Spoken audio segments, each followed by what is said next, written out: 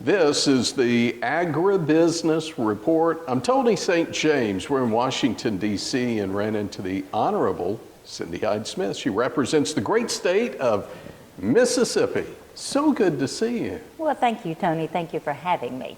So I will say that I had the opportunity to be in Mississippi a couple of times this year already. Have seen some of the calf operations you had going, some of the row crops as well. But when you come back to DC and you're telling somebody what the conditions are back home, how would you describe them? Well, right now the Mississippi River is extremely low, and that has issues with getting our grains, our barges, down the river. It's lower than it's probably been in my lifetime. That it's extremely low. So that's one of the issues we're dealing with. And the topic that everybody's talking about is input cost. That is the real struggle. And when diesel costs what it does, and then you compound that with a shortage of diesel, it gets serious. It gets, significant in our state like every other state. But that's definitely the conversation we're having, because everybody's trying to get their ryegrass planted. Luckily, we've got ours planted. But just the costs that are associated with that, and fertilizer cost through the roof. And there's so many reasons that it's like that, and we pretty much know what those are, but it's a difficult time with input cost right now. Input costs not really something that we necessarily tie into the Farm Bill. I know there are some margin programs on the dairy side. But as you look at the Farm Bill and what you're hearing from folks back home, what are some of the priorities you have? Well, the things that are important to them is like price loss coverage, those things, crop insurance, that in the programs that are beneficial, the programs that are working. But, I think that we have to take time to look at all the programs. The ones that maybe aren't working that well, why they're not. Are there some that we need to get rid of? Are there some that we need to enhance? And I just think we need to strengthen a lot of the good programs, because it's really crucial that USDA has the opportunity to be very functional right now, and to sit down with them and look at things very closely, because we're just in the process of starting the Farm Bill. This is our opportunity to really do things strategically. And, we don't have to be in a real big rush right now. We've had, a rural development meeting. But there's so many aspects that I think that it's our responsibility to make sure we're looking at the ones that are working, and also the ones that aren't working or that need to be improved, and how that can happen.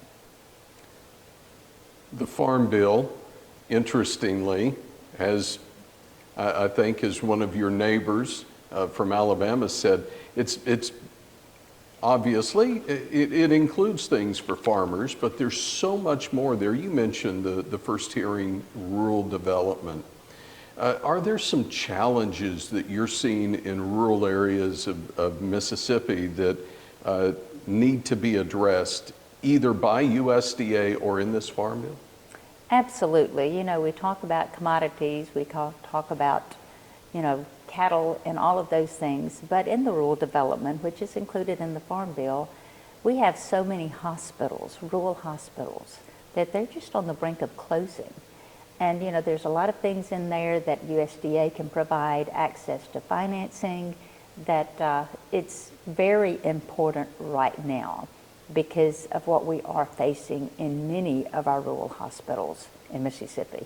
You think about rural areas, and you have all these great producers out there that are growing crops, but you live in a community that has to be enhanced, that you can continue to stay there and be a producer. And the rural hospitals are actually, that's one of them when you're raising your family out there on the farm. But it is some serious issues going on right now that have me greatly concerned. You mentioned the Mississippi River, and that makes us think about infrastructure, but that's not the only thing under the umbrella of infrastructure. I guess coming back around to that hearing on rural development, broadband gets thrown in there. Have we found that you can't just throw money at a problem? You've got to really dig in and find some solutions? You've got to have real solutions. And with the sophisticated equipment right now, you know, that we've had the opportunity, the great opportunity to take advantage of, you do have to have access to internet. You know, it's just our other infrastructure issue that is a must. It's like water, electricity. Now you have to have infrastructure of broadband and to just operate so much of the equipment. But when you're looking at a global market and we're trying to, you know, increase our global markets, it's a necessity. It is just great that we have money going toward that, but as you just said, you've got to do it correctly, that it actually works and the money is well spent, that we don't have to go back next year and change things. And that's a tall task. But I think that, you know, we're getting there, but it's going to have to be careful steps because we have to have it. You know, it's not only with the equipment, the kids that are at home doing their homework. That's part of our life right now. Post-COVID, we learned so many things there. So there have been a lot of advances that take advantage of broadband, but as we said, it's got to be done correctly. So good to see you. Thank you so much for your time. I know this is really one of the busiest times of a congressional session the last couple of weeks or so, so we wish you the best. Thank you so much. Again, it's the Honorable Cindy Hyde-Smith, representing the great state of Mississippi. She's a member of the Senate Ag Committee and joins us from Washington, D.C. I'm Tony St. James. It's the Agribusiness Report.